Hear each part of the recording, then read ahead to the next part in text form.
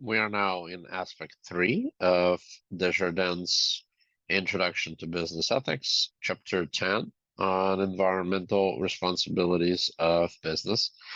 We will discuss first the biophysical limits to growth. Then we'll move on to introduction of the fourfold solution to biophysical limits to growth.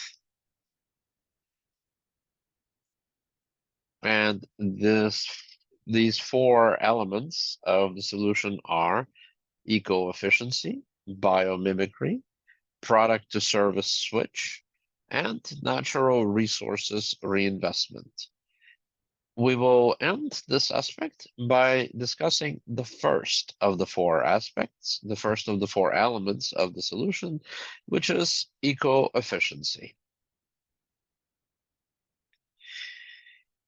The concept that helps to make sense of our relation to the project of economic growth is this one: biophysical limits to growth. The idea is simple. Nature can renew its usable resources for us at a certain rate. And if we consume these resources at a quicker rate, then we will run out of those resources. The clearest example is water. Water is renewable up to a certain degree of consumption. Past that degree, we will start running out of water. In other words, we'll be consuming water faster than it can return to us, having gone through the natural process of becoming available to us again through nature. So past that degree, we will start running out of water. And the same with all other natural resources needed for production and satisfaction of our needs. So there are these biophysical limits to growth, a certain rate beyond which the resources are not renewed for our use, certain rate of consumption of these resources.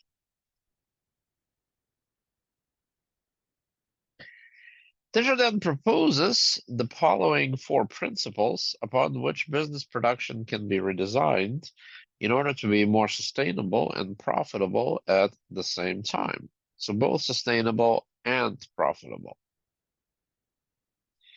Principle 1 is eco-efficiency.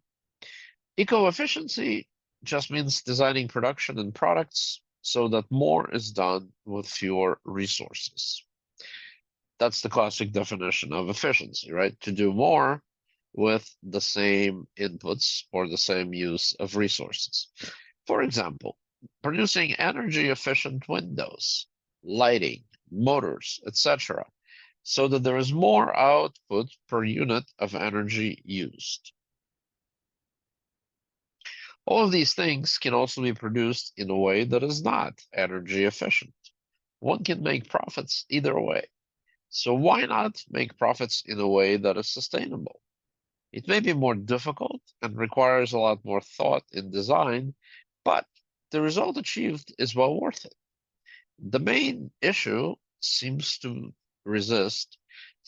be that we resist doing things in a way that is quickest and easiest, but to do things more thoughtfully. One more time. The main issue in the introduction of eco-efficiency seems to be that we must resist doing things in a way that is quickest and easiest, but instead we need to do things more thoughtfully.